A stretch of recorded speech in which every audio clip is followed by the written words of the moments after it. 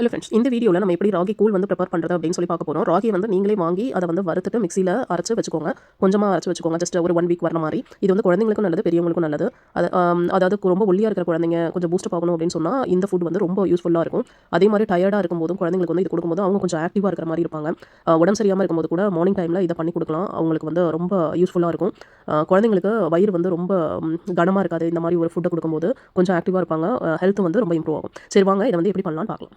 Hello friends, இந்த வீடியோவில் நம்ம ராகி கூழ் எப்படி பண்ணுறது, குழந்தைங்களுக்கு இது கொடுக்கலாம். ராகி மாவு அரைச்சிட்டு அதை வந்து நான் சலிக்கல. அதனால நம்ம என்ன பண்ணோம், ஒரு 3 ஸ்பூன் எடுத்தாச்சு. 3 ஸ்பூன் எடுத்துட்டு அதில் தண்ணி ஊற்றி இதை வந்து நம்ம வடிகட்டி வச்சுட்டு அரைச்சு எடுத்துட்டோம்னா அதோட உள்ள வேஸ்ட் எல்லாம் வந்துடும். அதை நம்ம கொட்டிடணும். அந்த தண்ணியை மட்டும் எடுத்துக்கணும். இதில் 4 பாதாம் 4 பிஸ்தா அதை நல்லா மிக்சியில் போட்டு அரைச்சு அந்த தண்ணி எடுத்து அதையும் நீங்கள் ஊற்றிடுங்க. ஊற்றிட்டு நாட்டு சக்கரை, அதாவது குழந்தைங்களுக்கு நாட்டு சக்கரை கொடுக்குறது நல்லது. நான் வேறு சக்கரை கொடுக்குறதுக்கு பதிலாக அதுக்கப்புறம் நீங்கள் ஸ்டவ் ஆன் பண்ணி இலக்கிட்டே இருக்கணும். அப்படி இல்லை அப்படின்னு சொன்னால் அது வந்து கட்டி மாதிரி ஆகிடும். நல்லா ஃப்ளேம் வந்து நல்லா ஹையராகவே வச்சுட்டு, அதாவது ஃபஸ்ட்டு வந்து லோ ஃப்ளேமில் வச்சுட்டு அதுக்கப்புறம் ஹையராக வச்சு பண்ணிங்கன்னா அது மாதிரி வந்துடும். அதுக்கப்புறம் நீங்கள் வந்து ஃப்ளேம் ஆஃப் பண்ணிடலாம். ஆஃப் பண்ணதுக்கப்புறம் பண்ணியிருக்கும். இதை வந்து நீங்கள் குழந்தைங்களுக்கு கொடுக்கலாம்.